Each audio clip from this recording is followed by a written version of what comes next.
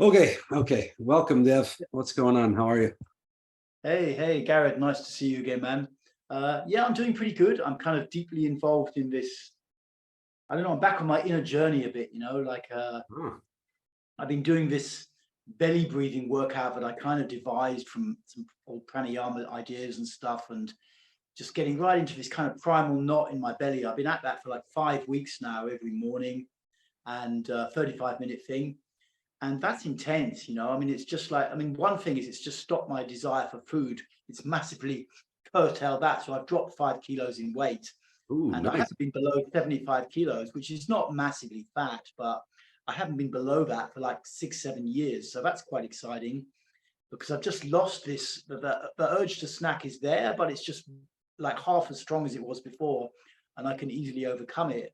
And then also, it's really been getting me into this kind of like very early oral and leaving pattern wounding, where, because when I was a little baby, my mum left me Okay. and I was in a nursing home and then I got adopted. And there's just this kind of layers of pain and kind of, I don't know, tension held around my upper head somewhere, Mm. and it's just getting into those layers and there's slow releases and I get heat in my belly. But it's teaching me a lot. I mean, it's more confirming stuff I understood about the relationship between the belly and the rest of the psyche. So I feel like I've been back on my inner journey quite deeply the last month, 5 weeks, probably since we last chatted and that. And it's good. I mean, the inner journey is really important for me. Really important for me. That's Yeah. kind of fascinating you say that. I just started diving into, or I'm putting up some old courses and then started scheduling more and more live streams on the YouTube and just demonstrating some exercise sequences and this kind of stuff. And I noticed Monday, I woke up feeling kind of heavy and down for some reason. And it was inordinately so. And I was, geez, what's going on? And just thought, I'm just going to get to work on stuff, not just try to ignore this, but not try to sit and dwell on it either. And I did the sequence of exercises, and I noticed it brought me right back to life, and I had so much more awareness afterward. And I had the same kind of feeling on Monday that you're mentioning now. I was like, oh yeah, why have I leveled off? Why have I plateaued with this journey that I help other people with? But it's easy to get hung up on just teaching this stuff to beginners and just sort of coasting with it. So I noticed something kind of refreshed my desire and motivation to be doing the work that I teach others to do. And at the same Mm-hmm. time, to bring into more focus what's going on with my journey into orthodoxy as well. Mm-hmm. Mm-hmm. Those two for me are together. The body and then the religious praxis are Mm-hmm. intimately related. I don't think they can be separate. Mm-hmm. They Mm-hmm. can appear separate. This person can intellectualize virtually everything for their entire life, but I don't think the journey truly begins until there's an embodiment first. Mm-hmm. It's curious you say that because it just reminds me. A guy I've been listening to a bit recently is John Verrecki, the Canadian professor guy who, he often talks to one famous old Orthodox priest, Bishop Maximus, who Ooh, he's on YouTube a little bit, this guy. I uh-huh. think he runs some kind of Orthodox monastery in like somewhere in South America, maybe Ecuador, Patagonia. He's Spanish and English speaking and a few other languages as well. And he was saying a little bit, because I was trying to work out like a little bit historically how we got to like modern day Western Christianity. And he was charting, a little bit how it got to Orthodox Christianity from like Socrates, Plato, Aristotle, and then Neoplatonism around second, third century AD, BCE as they call it now, Yeah. CE as they call it now. And then how that slowly, that kind of, and that was very intellectual. He said it was really, really intellectual.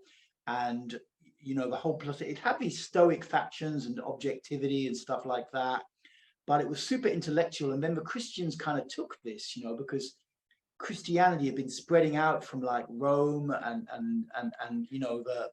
the Middle East and the areas where Christianity came from. And I think the appeal of Christianity was that like anyone could do it. You know, you didn't have to be in with the priests and the bishops. You didn't have to have a ton of cash. You know, anybody could create like a relationship with Jesus Christ. You know, that was the concept. And I think there was a kind of democratization of religion or salvation in it that appealed to a lot of people. Mhm. And that eventually led to the Roman Empire kind of jumping on board, and Constantine and all of this, third, fourth century. But the aspect of that also was like, that's all kind of historically related, you know, but like there was also this aspect where it took the Neoplatonism, but it also made things more personal in a sense, and it took it away from like just intellectual thinking endeavor and Yeah. into, you know, who am I as well, you know, and this personal inner journey.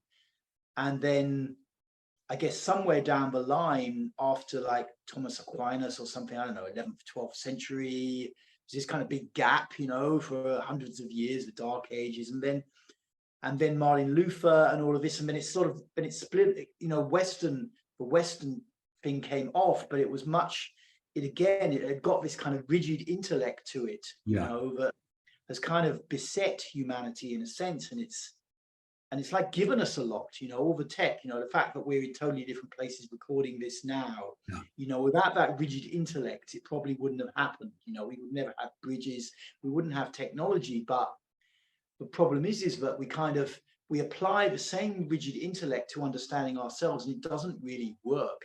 Like scientists have been studying consciousness, it doesn't really work. You know, it's like it's great for building stuff in the outside world, science and this rigid intellect, but it's pretty much hopeless, it seems, when it comes to any kind of internal investigation, whether it's personal or about consciousness and that kind of thing. And so Yeah. it's really interesting, you know, just tracing kind of how we got in this place where we are now, you know. And I still don't feel like I really have a good grasp of it, but I'm getting some bare bones, so to speak. Yeah, and I'm kind of learning bits and pieces of that same thing, and I'm, I guess, blessed or lucky enough to be here, so I can go experience the Eastern Christianity, the Eastern tradition directly. And even though I don't have the complete language, they're doing the liturgy in Church Slavonic, so it's not even pure Croatian or Serbian or any of this, but it's a language that was for all the Slavic nations to do the liturgy, and so there would be some unity there. I think there's a much bigger story around that language than what I just said, but that's one aspect of it. But yeah, being able to go and experience this and see and be around people and somewhat of a culture that are living the life that the church offers, for example. It's not just meant as an intellectual practice. For like this week, and I think since the 14th of August has been a specific fast for 2 weeks. And as I understand it, and there can be variations on this, slight variations, but it's pretty much the same around the world in any Orthodox communities. To not eat basically meats, fish, eggs,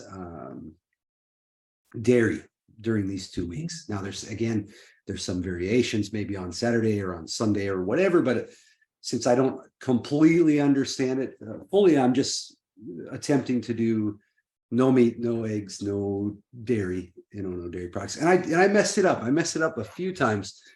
A couple times I messed it up through kind of just not caring at the moment when I was hungry. But then each of those times I noticed it, I had a new awareness, because there's this prescribed fast. Then I'm either doing it or I'm not doing it. But because it's there and it's prescribed, now I have this new awareness of every time I'm about to eat or drink something, every time I'm about to order something.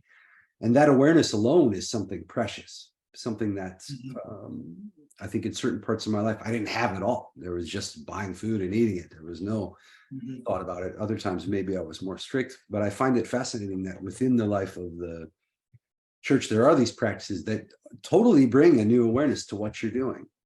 And particularly if I grew up in that culture and I had a family that was pushing for it, of course, it might be easier, but maybe it would be under the radar as well.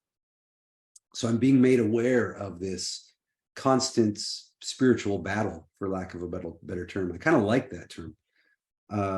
It's not that it wasn't going on. How do you mean, like spiritual battle? What do you mean, like inside of you or the world or what? Yeah, no, inside of me. and I assume inside of everyone else. Like if you decide you want to quit smoking cigarettes, for example, or you make some decision, and then you're confronted with the impulses to do something other than that decision. That's one simple way of describing this spiritually. Deciding to live a certain way, and then finding oneself doing other things, and then being able to reason through and make a new choice, make a new movement in that. And then when one is unable to, or finds oneself unable to make that change, or to make that correct decision, then there's the time that enters for prayer. To go, okay, look, here's what's in my heart. I want to be able to do this. I want to be able to follow through with this faster. I want to be able to follow through with this decision I made, or I want to treat my neighbors in this way, or I want to forgive someone, but I'm struggling to do so, or I find myself doing some other action than what I wanted. That is a moment for prayer. And it's been fascinating to me also, because prayer becomes degraded as well. I think sometimes in a Western sense, but generally prayer becomes reduced to sort of wish fulfillment, and please give me this, or please prevent me from having a struggle, or whatever. Lord, won't you buy me a Mercedes Benz? Yeah, exactly. Perfect example. Yeah.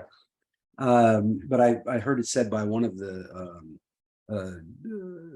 priest monk that I enjoy from Australia, kind of a hard hitting guy, Cosmas.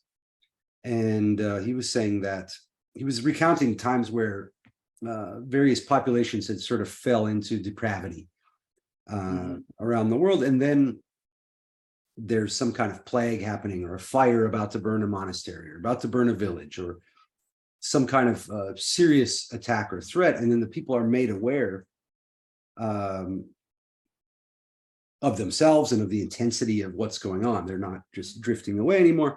And then they appeal to like the monastics, or to their priest, or to their community in general. And these were all Orthodox communities. He's drawing on lives of the saints for these stories.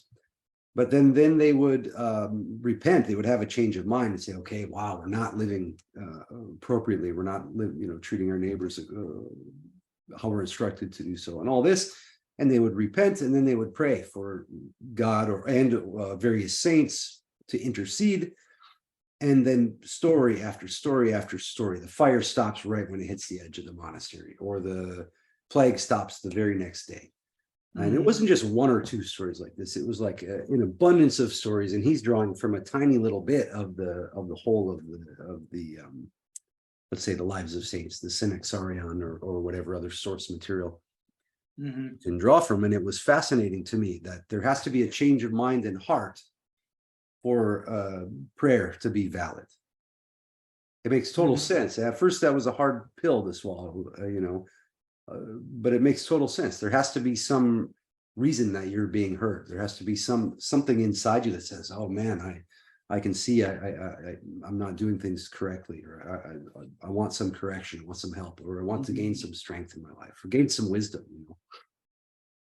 And so that's what I mean by spiritual battle in so many words, is seeing there's a struggle within, becoming aware of that struggle, attempting to fight it, no matter how many times we fall down, to fight it again and again. Like I mentioned with the fasting, every single day. Okay, now I'm going to start again. Can I make this easier on myself somehow? So I went and got some fruits and vegetables I really like from the store, made sure they're in the house, set up for myself. But at the same time, when I notice the struggle, then I'll just ask God and say, okay, look, I really want to make this work. I would really like to live this way. I'd really like to overcome these things. And it seems that I'm not able to on my own, with the evidence I have up to now. Okay, please help me with that. And that I feel something, I really, that's an embodied sense of prayer, which I think is different than just sort of a fear reaction or intellectual repetition, some words on a page. So that's kind of my response to what you said, that your internal journey has sort of started again. It's interesting to me because I was thinking those same things, and we didn't have this planned as what to talk about today. Yeah. Well, I think with me, I'm always up for it a bit. So it's like, I actually started about 2016, where I just went to a friend's bioenergetic class in the city where I was at the time, Brighton in Yeah. the UK, and just to kind of sporting. It was a 3-hour session, and again, it was actually in the belly again. We were doing these pelvic exercises, and I had this really intense experience a few years before. I was with my ex in some island in Thailand, going to this Chinese doctor guy, and he kind of started talking about my stomach. And I wasn't even going there for that. And I thought, oh, well, I didn't really speak. My Thai's not very good. So I thought, let him get in there. And he was massaging my stomach. And then I was like, I left the place after an hour, of him doing this work on my belly. And within about 100 yards, I was like curled over, and I had to crawl home to my little hut with my girlfriend. And this is like 2013 or something. And then I was just sitting on the toilet for about an hour. And then I felt a lot better, and then it released some big lump of tension from my gut. And then a couple of years later, like I said, I'm not relating this story as well as I could, but my friend was running this session in Brighton. I went to that and I had a similar experience, not quite as intense, going home. And then again, it was in my gut.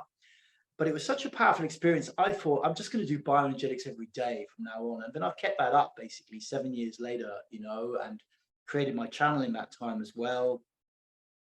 But I will always do something in the mornings. But looking back, it's like sometimes I'm on maintenance, I'm just keeping a maintenance dose, like a drug maintenance dose. And then other times it's like digging.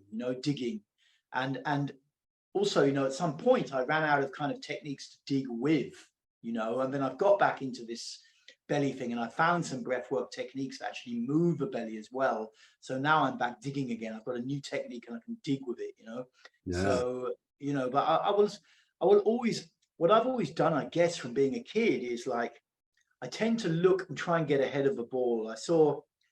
I think my childhood was so extreme in some ways. I had to be very alert. I could not really just relax and chill. I had to be very alert on some level. I think that was how it went down, because that's what makes sense is that I'm always looking around how to get ahead of the ball a little bit, and if shit's coming down the pipe, to be a bit prepared for it in some way, So I've always had that a bit. So I will always do my maintenance of bio in the mornings. And then I guess I don't get so in such a super mess. I have got in messes, certainly, but in the last decade or so, much less, and I've been able to kind of, I haven't kind of needed, as I see it, a massive whack from the Zen stick of existence, as the sannyasins, Osho people used to say, it's more like, there's a hole there and you need to go into it, rather than consciously, rather than the hole coming from behind and whack you over the head because of your unconscious behavior, my unconscious behavior.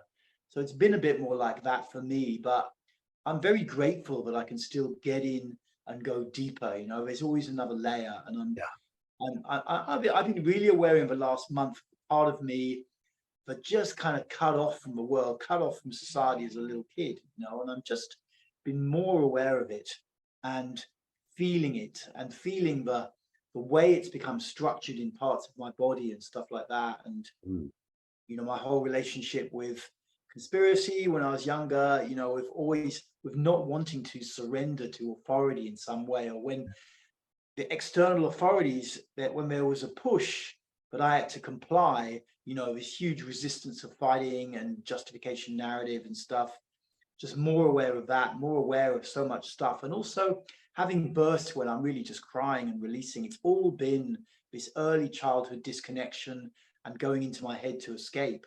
So, and it feels like it's kind of coming at a level that I can process. It's intense at times, and sometimes I just need to do some extra bio to not lock out of my body. But it feels like I'm doing it at a speed that I can process. That's really cool to hear, man. All these things, and it makes me wonder about. I feel like a really nice connection with you, and whenever you're describing these things, I can see those in some of my own journey, and I just started to think now we're both also in similar life situations. Like you're off, we're in similar regions in the world, but not living around people we grew up with, and not back in the same community that we started in. I've occasionally even felt envious of people who I see on Facebook, and I know their lives are totally different than mine. But I've occasionally felt the envy of seeing a picture of a barbecue with somebody who went to the same high school as me, and in that background is like all the people who got married, you know what I mean? Like, and they've known each other since now what, almost 30 years, you know, and they've those relationships are time tested, you know what I mean? I don't know to what degree of depth they have with each other, but I assume it's not terrible. And then the locations, you know, the special places to me from when I was growing up in Minnesota, you know, so occasionally I'll feel a little bit like, wow, this journey has taken me really fucking far away from that. And I'm wondering now how you kind of conceive of that. You know, you're in a similar situation, but I'm assuming the trajectory may have been totally different. Well, certainly over the last couple of years, you know, I've been, in fact, this week is about 2 years since I left the UK and just started traveling, split up with my ex and started traveling. And just like, it's been a super journey into my oral side, really, because I think when I was growing up, I was super independent. I was more of a classic Reichian aggressive. You know, I'm going to look after myself. I'm not going to trust other people. I've been let down somewhere on some level. The times I've tried to trust, it hasn't worked out. Right now, fuck that. I'm looking out for me, and I'm just trying to be effective. And because I was so traumatized, all I could do was really stay alive, really, in that. And then when I got into therapy, then I started. So I was very insulated, really, in that time, and shut down from my feelings and very hardened. And it wasn't until my late 30s when I really got into therapy, and then I jumped right into it, deep as I could, with the Oslo scene, and then started to open up, you know, and started to cry, started to release emotion, started to also have girlfriends and have more fun. And that was a super journey for me, and have a lot of connection around. And looking back, and you know, I ended up being nearly 20 years in an offshore community, living there, you know, and in the UK. And then when I left that, I was on my own for a couple of years with a girlfriend in a flat. And then we split up, and then I went back onto the world. And it was, and what I was thrown into immediately is this solitude, you know, being on my own most of the time, you know, and also being in a city where I don't speak any language, Kiev at the time.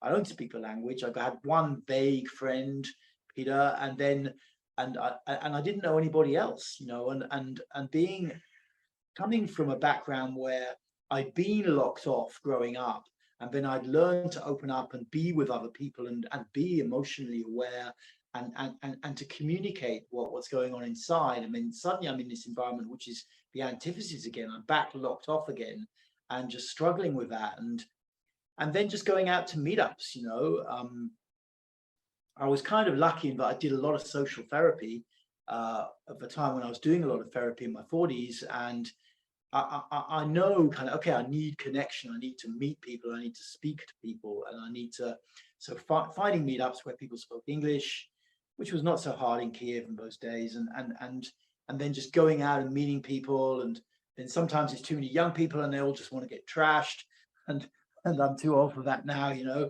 it takes too much toll on my body. But it was a massive journey, you know, and then moving around, then being in Mexico for a few months, and the same, you know, just having to go out and meet people. Most challenging was in Beirut because there was no meetups. You know, the city's kind of devastated. It's an amazing place, but there was no meetup. So then I got more into meditation, and then I was in Tbilisi for a while, and then I was here in Istanbul. And part of the reason we're coming here is because there's a lot of social activity with the meetup stuff where you can just go and meet people, you know, and slowly finding the kind of groups of people I like to gravitate towards, you know, and make connections with. And then also doing this belly work, kind of working at the other end of things, with not so much meeting people, but starting to clear out the stuff that makes me so fucking needy, you know, that I want connection so much. You know? So I came from this position, locked off from my neediness, being in my neediness, then super in my neediness without anywhere to get that nourishment from, having to get that, and then also working to also work on that belly wound. And it's like, it's been a long journey for me, considering it started probably about when I was about a week old and my mum left me, you know, basically. So it's been a long journey to, and I don't feel like it's over yet at all, but I'm definitely moving on it, you know. So it's a long life journey, this stuff, you know. But yeah, you know, it's like that's been the big thing for me. also to a degree, couple of it dissociation, inhabiting a world of thinking because that's safe rather than really feeling my body where all the emotions are immersed in the sense of my body.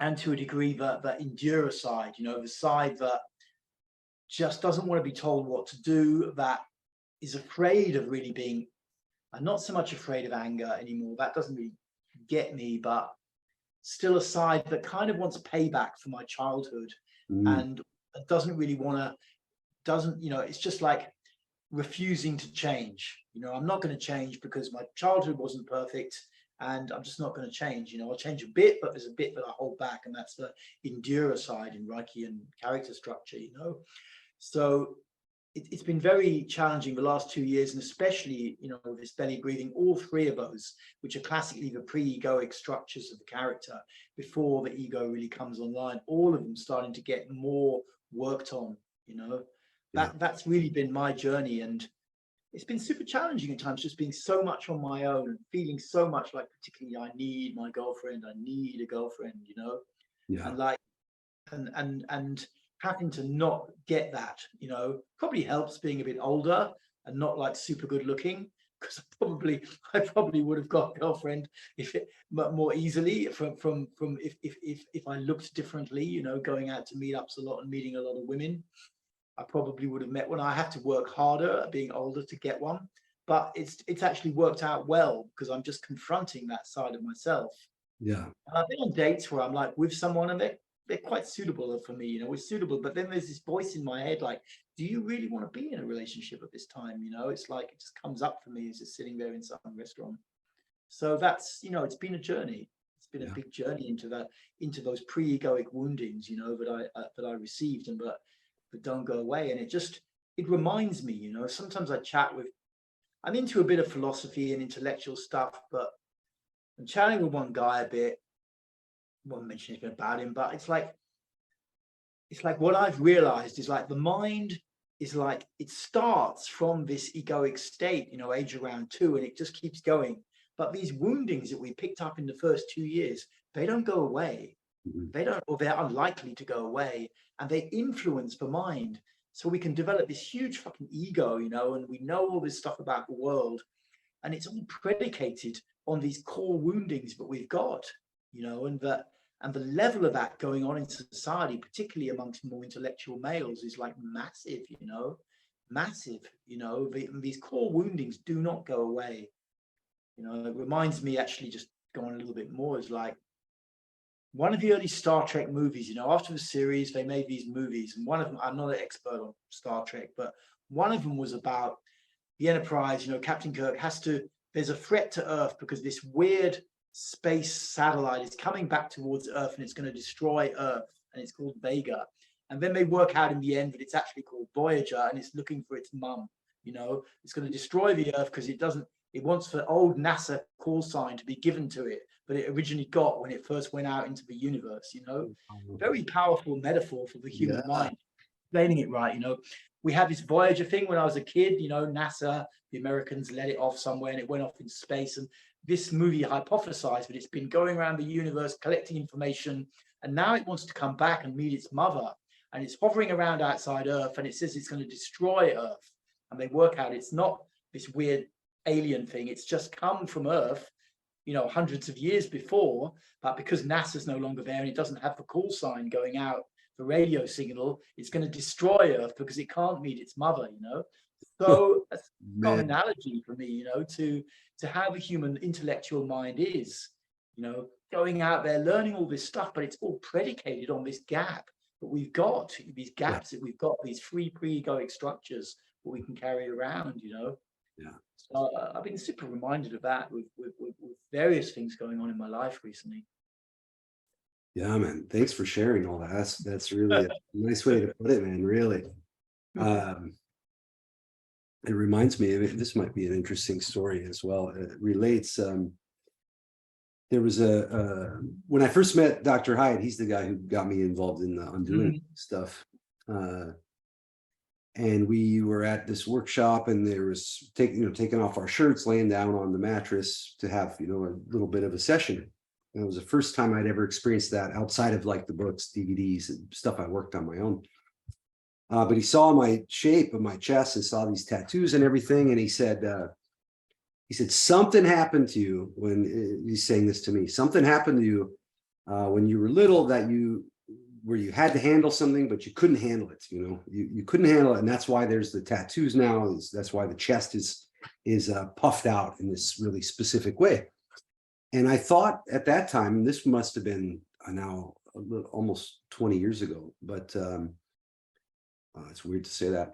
Seems like just yesterday, but my God, like 20 years ago. And I thought all that time I knew what he was talking about. And I don't even remember now what I thought he was talking about, but I traced back to memories and I thought, okay, I think I understand. It was just generally my childhood and my dad not being around the ways I needed him to be, whatever. And I kind of dismissed it, but it stuck with me. And then just 3 or 4 years ago, I had a relationship here, and then that fell apart. It was amazing. It was like this high intensity, high energy connection. And it really kind of kickstarted her life, it kickstarted my life in a number of levels, on business level, creative levels, all this stuff. But it was like it illuminated things that hadn't been illuminated forever, which was all this darkness in herself and myself. I can only speak for me, but I'm pretty sure she witnessed something similar. And then it was hard to withstand that level of intensity for too long. So the relationship fell apart. And afterward, I noticed this tendency in myself to lie in certain intense situations that I would just, and sometimes there'd be nothing at stake. You know what I mean? It would be like, if I were to have told the truth, the situation would be fine. But I would lie about it anyway. And I caught myself, I caught view of this. And I was asking, what in the hell? Like, why am I doing this? It's like out of control. But my intention, as I mentioned earlier, my intention was to be honest, to be direct. And then I find myself doing these other things. And it wasn't like an intellectual choice to lie. I wasn't sitting there thinking, okay, I'm going to say this so I can get this result, or some kind of manipulation. It was like, I know what the truth is. This person is asking me for it, and my body's not going to let it happen. I would even be trying to say the truth, and then my vocal cords would take over. My body would take over. So this old wound would take over and say something else. And I'd feel hot in my face, and these things, this conflict in my body. Like, so finally I came face to face with that. I was like, why am I doing this? Why am I fucking lying in specific, deep, intimate relationships? It wasn't a problem with friendships, not a problem with business, just with these, where there was the potential to lose a mate. But it wasn't serving me. It was actually destroying the trust in these situations, because I wasn't lying about anything big. It was these small things. But of course, that sends the person the message, okay, why should I trust them about big stuff? So I'm working on that and trying to understand. And I just couldn't get to it. I couldn't quite figure out what it was. And suddenly and I'll shorten the story here, but a series of events occurred with this old photo on the computer. The computer or phone sometimes shows you photos from the past now, just selects them or whatever. I happened to catch one, and it just shot me into like this paralysis. I was just stunned. I couldn't move. It had nothing to do specifically with the photo. But I became aware that I had been looking back at my life like it was a tragedy, but unconsciously I was doing that. I just never quite made myself aware. So I kept asking why is it a tragedy? It's kind of a cool life. I don't see it that way. And it was like, well, anything good I've ever had was accidental. I don't deserve any of it. And so again, I'm asking why, trying to go inside. And I got to the point where some voice came up that was more like a hellish demonic voice underneath this intellectual processing that said, because you're fucking terrible. It was just resonating from deep within. And I was like, whoa, what was that? And I responded right away with kind of anger, like, okay, why am I terrible? What the hell does that even mean? Trying to get an answer. Suddenly the screen in the mind went black. There was just this one little pixel, and I could see an image on it, and it was a memory. And immediately in my mind, my intellectual mind was like, no, that's not it. I remember that memory. That's not it. And I'm like, there's nothing else in my awareness now but this memory, you know, and the intellect is still trying to dismiss it. I'm getting my answer, but the intellect wants to dismiss it. Mhm. And it was a moment where my sister had gotten her leg broken. She was 2 years old. We were at my dad's house and my parents were divorced. The stepmother's there. And so it was like I was reliving this memory. It was so crazy, man, but physically. And I could feel that that was the moment that kind of my childhood ended. Because I remembered I could see the TV, I could see the carpet. My dad's there. He's happy. He's got his shirt off. It's summertime. It's at night. And we're playing some game, climbing up. I climb up on my dad, and my sister, she's little. She jumps from the couch, and then we flop over onto the couch. But we're like, one more time before bed, one more time. And he's like, okay, one more time. He gets tired. He slips, bumps into his somewhat overweight wife, and she falls onto the couch, which snatches my sister's leg. I was faced away, so I didn't see it happen, you know.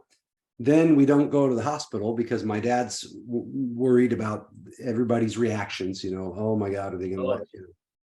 So they didn't realize it was so broken. So that whole night I'm laying in there, and there's no cell phones and any of this, you know.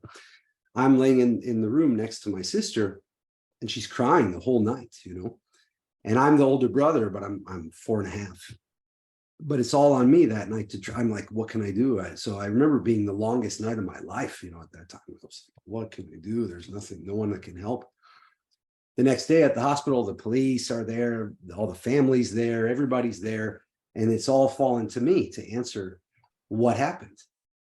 And they're just keep asking me. I can still see them all above me, you know, looking down.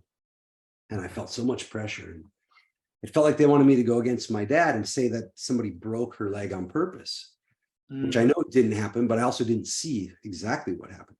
So I remember at that moment, they were asking me. And I kept saying, I don't know. And then I finally lied and said, I was in the other room. I didn't see it. I was in the other room playing on the computer. And then they stopped asking me questions. The pressure was released. Pressure was off me. And so I realized that I learned in that moment that if there's pressure on, to lie. And then the lie will take away the pressure. Mm-hmm. Man, it came up in the body. I can still feel it now. But that was so amazing. And that had been informing all these different intimate situations in my life. And I was physically compelled to actually to lie. And sometimes I could get around it. Sometimes it's not like I've been a liar my whole life. But these key intense moments where I felt like I could lose something very important to me, lose love or something like this, then I would make these lies. And so it was with a lot of, this is after, you know, years or 10 years of the undoing work and all this stuff. And then finally becoming aware of that process. And then through that, I connected much more deeply with my dad, got in touch with him and reviewed that situation. And he remembered it in perfect detail. And it was exactly as I had seen it.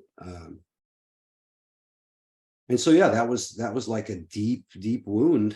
And that related to what Hyatt was saying about why my chest is puffed out and why I have these, mean looking tattoos, was that I wanted to show I can handle it. But at that first time, I couldn't handle it. I absolutely could not handle that. There was nothing I could do, but I was supposed to be the man in that situation. You know, my dad didn't, no one else was there to help. And I was there, and all I could do was sit and listen to my sister cry all night, you know. So that's Wow. fascinating one. Yeah. Yeah. Wow, Garrett. Yeah. I mean, we do so easily seem to get there's these formative experiences where we elect taking a certain course of action. And then when a similar trigger comes in life, you know, we're just kind of we're going back off down that kind of train track, you know, like it kind of gets wired internally. Definitely, you know. I also see, like, you know, I mean, it's quite common with guys, you know, because we're kind of brought up in this culture where we have to be kind of macho, or not really macho, but I guess we have to be competent. You know, there's certain qualities that men of our age, I'm probably a little bit older, but like you had to kind of have certain qualities, and like capable of looking after yourself, capable of dealing with situations and stuff like that. I met, you know, as a therapist or group leader, you know, quite a few guys who really just got super into the gym, because they had internal wounds. They were, because we're all born as little kids and we're super vulnerable. We can't fight our dads, when we're 6 years old, or it's very unlikely, and there are these woundings, that go on from the father or the mother or the parents or other men or whatever. And then it's like part of our way of dealing with it is to try and create this armored exterior, dangerous looking exterior. Yeah. And so that people don't fuck with us anymore, Yeah. It would all work very well, except for the fact that the wound just sits there underneath, and then Exactly. Yeah. I had one really stunning experience of that as a group leader once, where just like, this guy was big fucking guy, big London guy, who he was a cab driver. Parents were from Jamaica and stuff, and he was a big dude. He'd been in the gym a lot, and then he was in this workshop I was running, and he had to shout at this little woman, who was like, she wasn't even 5 foot tall, this woman, and she was skinny as anything, and he just collapsed trying to shout and trying to make sound. And we had a good connection, and I talked to him afterwards, and I could see, it was like all this gym work that he'd been doing, and he was already physically big, was to armor himself. But when he had to actually express an emotion, that comes deeper from the gut, and all the armoring couldn't allow it. And he was just kind of frozen in terror. And then when he tried to make a sound, he just collapsed on the floor pretty much. It was like really fascinating to see, because it was so obvious, because he was so big and she was so little. And in any kind of violent situation, no one's going to want to take this guy on. But when it came to just being emotional or something, this wound was still right sitting there, and probably that's why I was getting interested in therapy and that kind of thing. But and in some ways, I don't know, it's like almost feels like being around the Osho scene, very feminine, very maternal, and get men to share about their wounds and show their vulnerability in that. And that's all good, but it can also get stuck there, Yeah. because it's like on one level, you can just use a story like that to just say, well, men shouldn't be brought up in an environment where they have to be competent, where they have to be together, because it just creates men who pretend that they're together when they're actually not, and the woundings don't go away. And of course, on one level, that is true, but then I don't know, there's also another level where somewhere, it's okay to be a man and be competent and get things done. But if you try to get to that space by covering up the wounds, it doesn't really work. Yeah.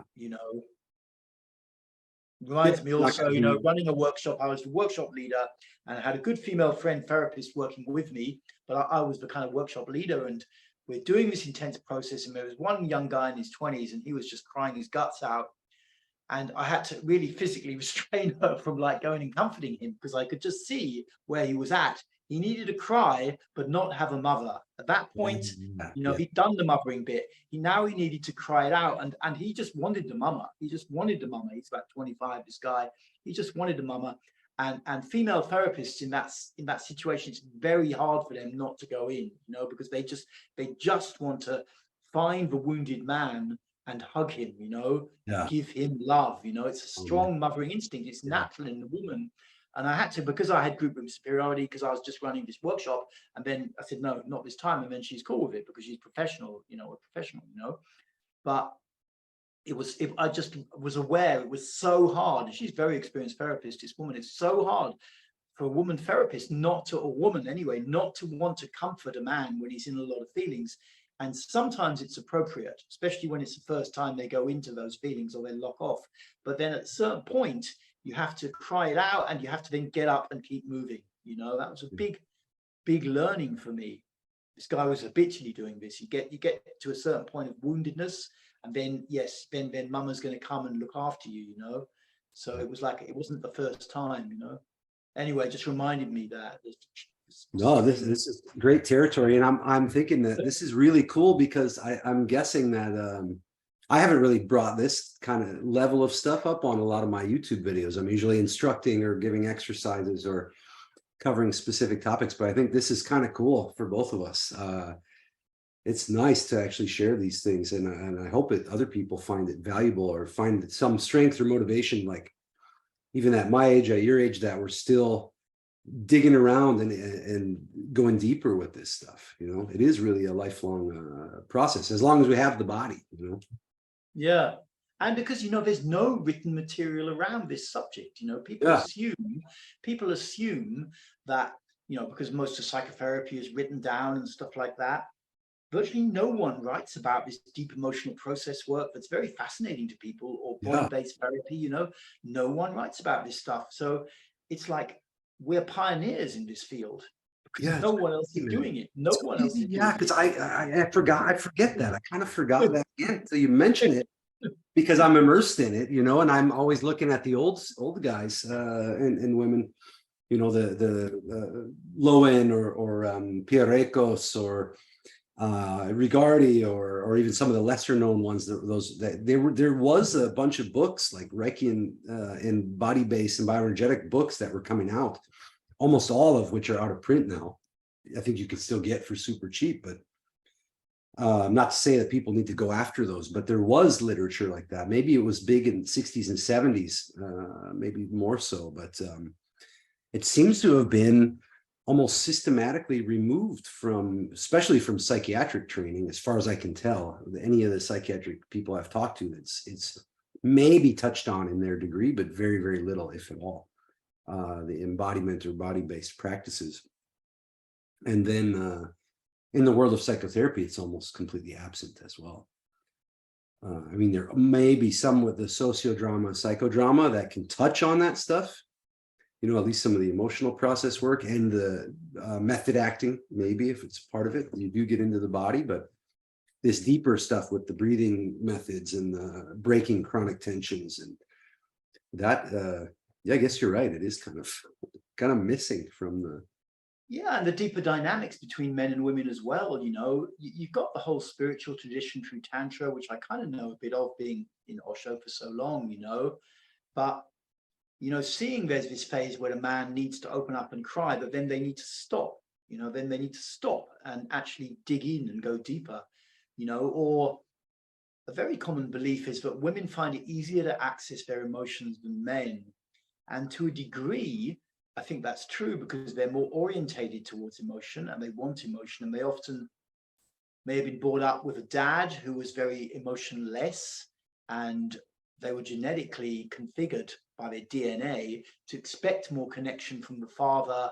Right. And then they get locked into relationships with men who are a bit distant, and they try and get them to be more emotional and to love them, to reverse that trend. But what I see underneath all of it is that women are equally afraid of intimacy as men are. It is equal. Yeah. Both of them are, even though women are more, certainly the kind of culture we grew up in, in the West in that age, men were more stoic then and women were more emotional, even though that is still maybe the case, but women are more comfortable to speak and allow vulnerability. They are equally afraid of intimacy as men are. And that was a stunning revelation for me to see after so many years in the group room, to see that's really true, because my kind of assumption was that women want intimacy and then men don't really give it, and they get locked in this kind of dynamic, where the man isn't speaking, isn't feeling, and isn't sharing feelings, but actually the woman is just as afraid of intimacy. And I don't know that they lie about that in some way, but it's also true, they're very scared of intimacy, and everything comes up in relationship, there's such a depth there. And again, it feels like stuff that people don't really write about or understand. Everything's written down is in this kind of slightly archetypal realm where there may be an element of truth to it, which is why the story continues for years that it does. But I don't know, it's not so deep, it's like there are much deeper layers. We don't, as humans, we haven't really explored very much, actually. In reality, we haven't really gone on any kind of deep journey, it's just thinking and thinking, a lot of it, Mm-hmm.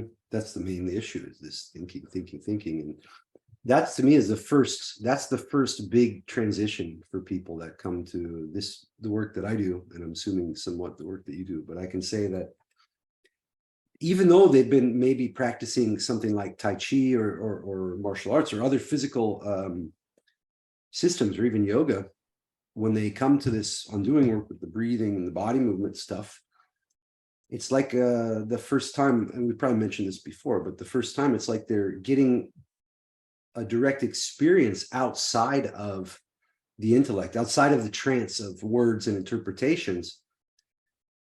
And a few of them on that first session have suddenly, like, their eyes start to open and they go, oh man, I remember.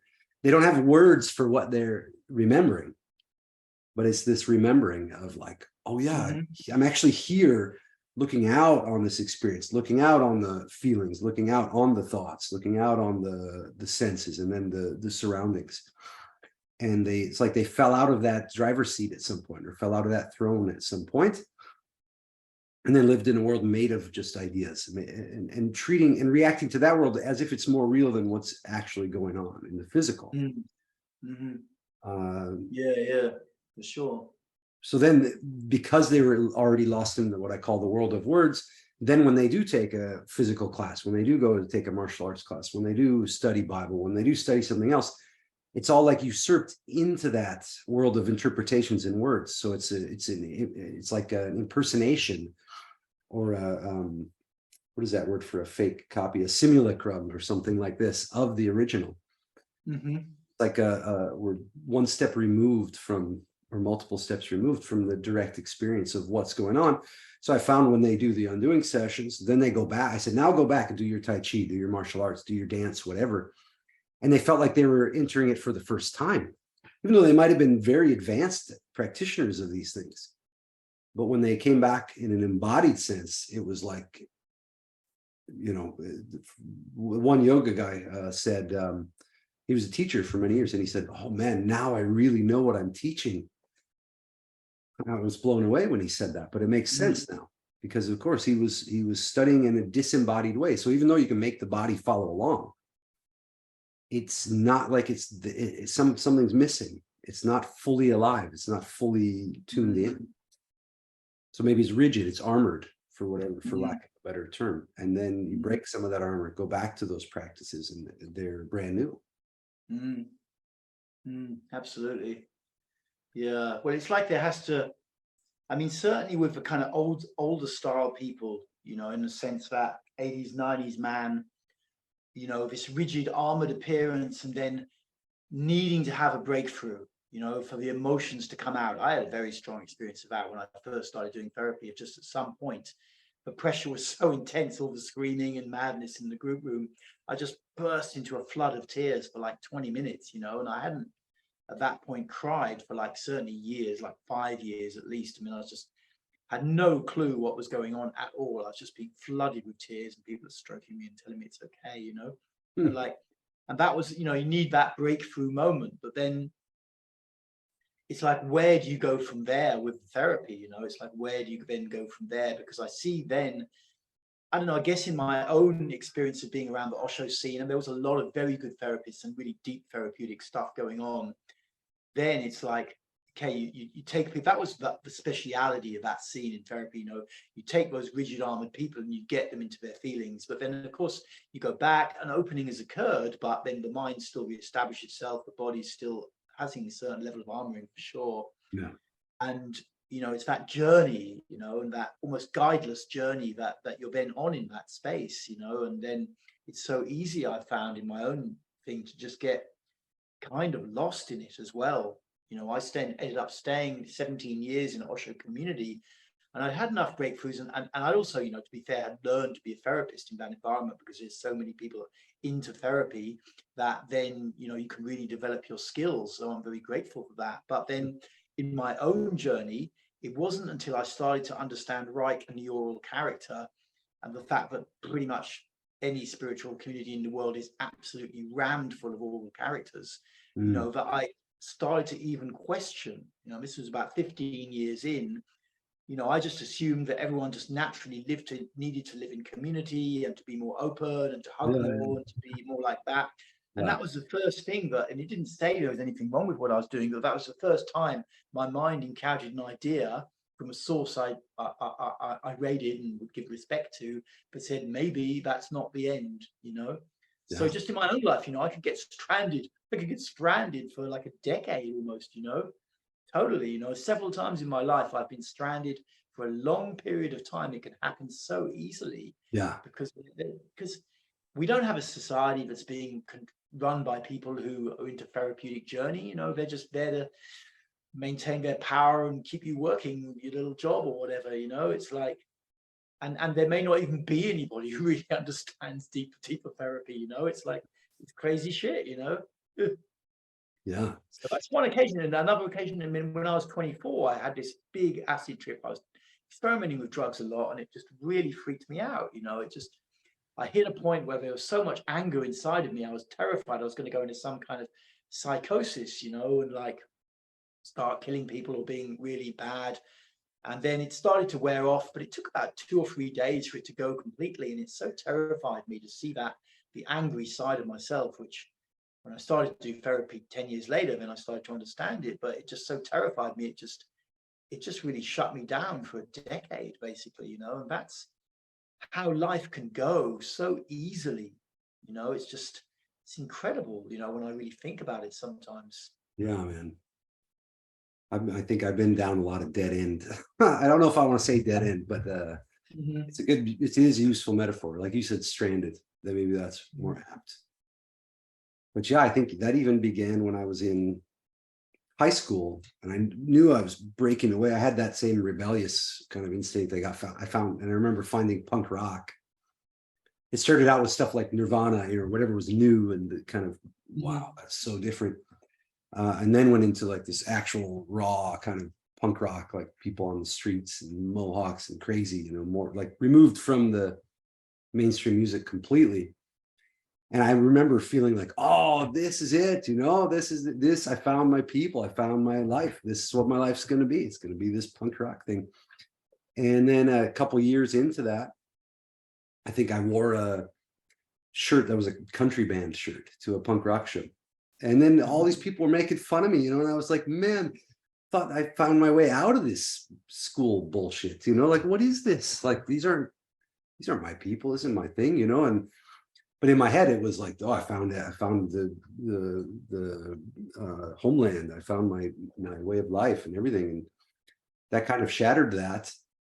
And then it became, you know, I've got into like environmentalism and then protesting and then anarchism, and then each time was like, oh yeah, okay, here it is, here's my people. And then one breaking point was like, okay, I'm missing something. I'm missing something about reality. This fight is not what it appears to be. And it's around that time I found the Undoing stuff. That was at the tail end of seeking. I started reading everything you get my hands on. I mean, insane amounts of material, but also putting into practice different things, every different practice I could find. And then I found like an occult group, like one of the Crowley groups, and like the Freemasons. And then again, it was like, oh, okay, now I'm with the Seekers. Now it's, you know, here we are. This is where it's at. And then something sort of pushed me past that. I could see the fault with my own thinking, with my own adherence to these ideas, and with and what I was actually looking for. You know, there was a moment when I finally was like, man, I actually just want to have the barbecue without all these topics. I just want to meet with the other people and make the food and forget about the spiritual topics, forget about the punk rock, forget about some defining thing that we all have to meet up together. You know, I realized underneath it was like, oh, I wanted to deeply connect with people and eat some food together. You know, I didn't need to be part of this group pursuing some insane, you know, step-by-step spiritual order or whatever, initiations. And I'm not trying to shit on or dismiss my past. Although I say I'm glad I'm not a part of those things anymore. I'm glad I was a part of them, but I'm glad I'm not a part of them anymore. But like, that's what it made me think of when you mentioned getting stranded. Because when I became aware, I was like, oh, I just dumped my old previous life and poured it all into this new container. And now this new container has cracks too. And then I would find something else. And I suppose that's, at some point, I think I started trusting more God or intuition, or wherever the interplay is between those two. And I feel like that's what brought me here to this place in Croatia. It's something I couldn't have invented or thought my way to, you know. And now I feel like if the Lord is willing, I feel like staying in this place and really digging in and connecting with the community, but also connecting with my own solitude, and making more of my life here, connecting with the little piece of land I got and all that. So that's been coming up lately, is like this. I kind of abandoned it for the summer because the mosquitoes are insane there. It's just like too much to try and operate. But lately I've noticed that there's been this feeling of like, get out to the land, get out to the land, get out to the land, you know. And rather than have an insane amount of ideas that I have about what I'd like it to be one day, I think now is the time to just move things brick by brick, just with my hands, not even worry about where it ends up. You know what I mean? I'm kind of feeling coming back to this, like just moving things around, physical work, bring a guitar out there, sleep out there for a couple days, you know, this kind of thing. So that's starting to dawn on me. These more gentle nudges of go and find real connection and depth. And through the day with various people that some people have re-entered my life and others have exited, and there's some level of depth kind of presenting itself now, slowly but surely. Kind of fascinating.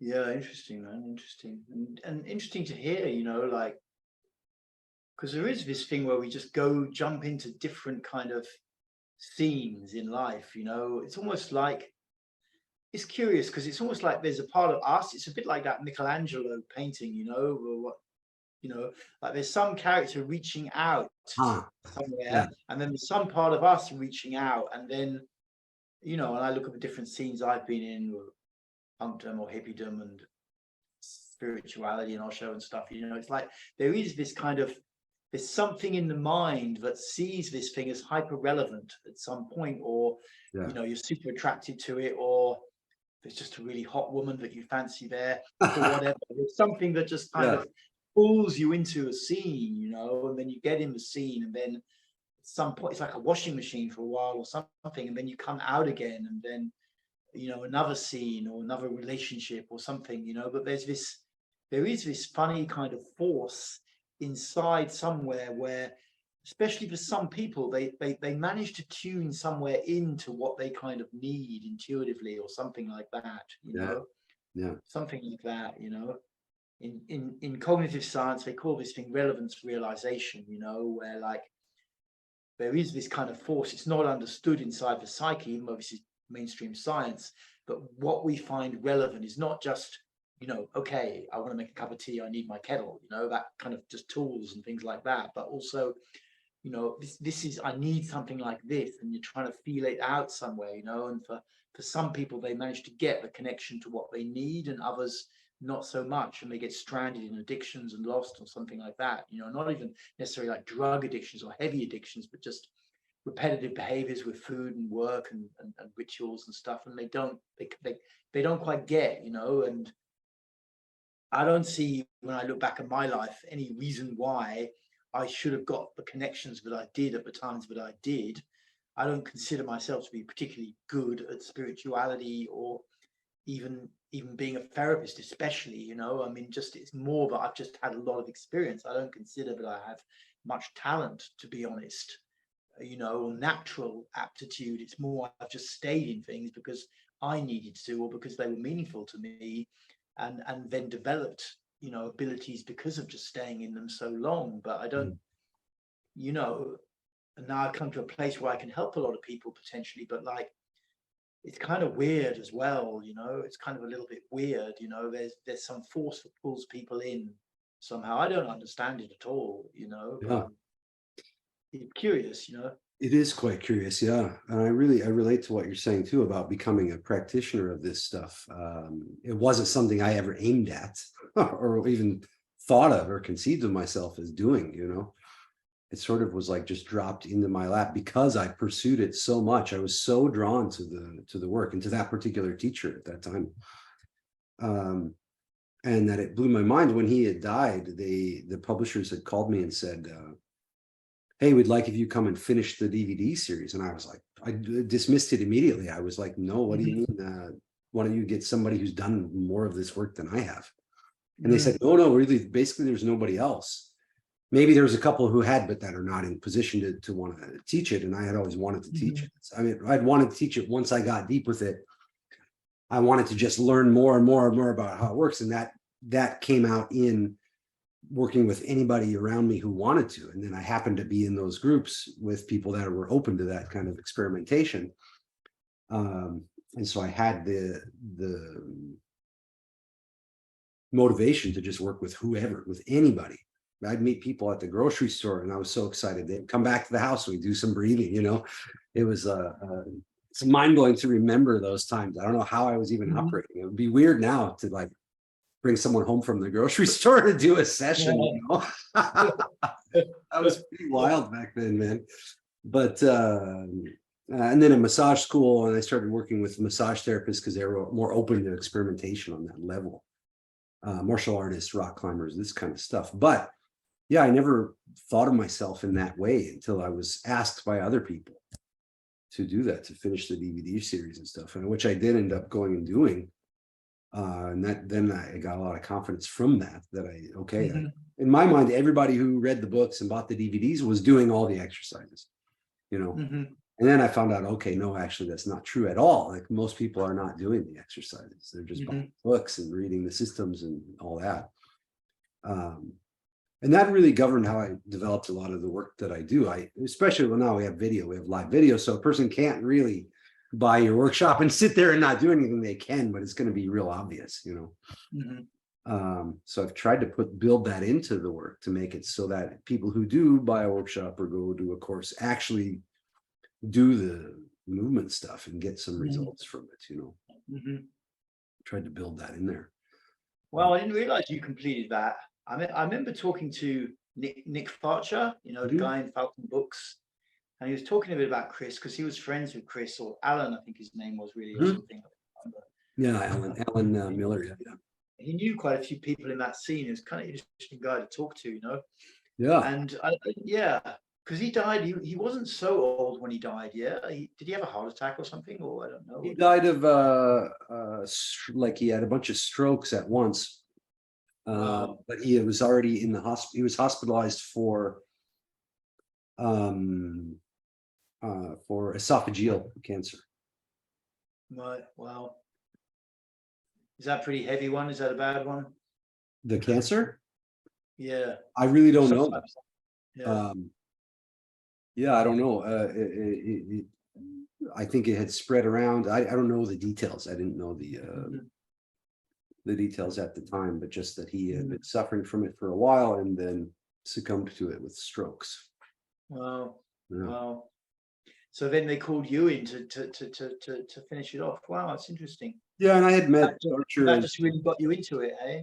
Well, I was already, because at that point, I was already really, really practicing a lot of undoing work. And I had been emailing with Hyatt back and forth and then doing phone calls, and then went to his workshop and then was in one of the DVDs with him on Radicon doing volume 4. And then the Energized Hypnosis, I forget which one it was, volume volume 4, the Transcendence one. So yeah, I was in those when he was alive, and then we finished the DVDs. I went down there and did the legs and pelvis, so the lower body sessions, and then grand tour session as well. So that was, we wanted to finish out what Hyatt had planned. And I've been in touch still with Nick over this time, and we'll see, maybe there'll be some kind of crossover publishing I might do with them, but I need to get in touch. And yeah, I heard I interviewed him once for my channel a couple of years ago, and he was a bit more, it was good to talk to him. But then I heard an interview of him and some guy, maybe Mike Gavers, maybe someone else who does these kind of podcasts on this stuff, and he was really ebullient, he was just kind of like he was just talking about the past and stuff, and it was really fun to listen to. But yeah, he's interesting. It's interesting to hear people from this time, because like we're saying, there's so little information in this whole scene, and it's all a little bit shady and underground and whatever, but there's so little information, Well, I know, yeah. And then I I ended just, I just put myself in the place of some young person who's interested in this shit, and it's like, right. it's difficult to find out any good information. That's true. Yeah. I wonder what, and without sifting through a bunch of madness, I Yeah, maybe that's just part of it. You have to just sift through a bunch of madness until you get right. Maybe that's the just gate. Maybe that's the gate. Yeah. someone who's just kind of, yeah. I've got to go soon anyway because I've got I do another. too. Yeah, yeah. I'm gonna head to Yeah, the river yeah, today with a friend. But Dev, this stuff is so great, man. I'm thinking yeah, let's message, but I could be up for doing this on a more regular basis if you want. We can. yeah. Sure. I mean, it's also nice. I mean, I think maybe one day we'll end up running a workshop together. And Yeah, this kind yeah, of process also coalesces something, maybe some work that we're going to bring out in the world a bit some point.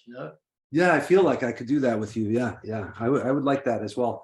So Yeah, let's keep going. But yeah, maybe even next week. We're both in almost the same time zone, so it shouldn't be a problem yeah, to kind of yeah, keep yeah. It's going. nice. Well, really good to Cool. see you, man. I'm glad you Yeah, it's reached lovely out. to see you, Garrett. Yeah, Thank you. yeah, cool stuff. You bring out different stuff in me that wouldn't come up if I'm doing my own stream. I noticed that. So I hope it's the same for you. Yeah.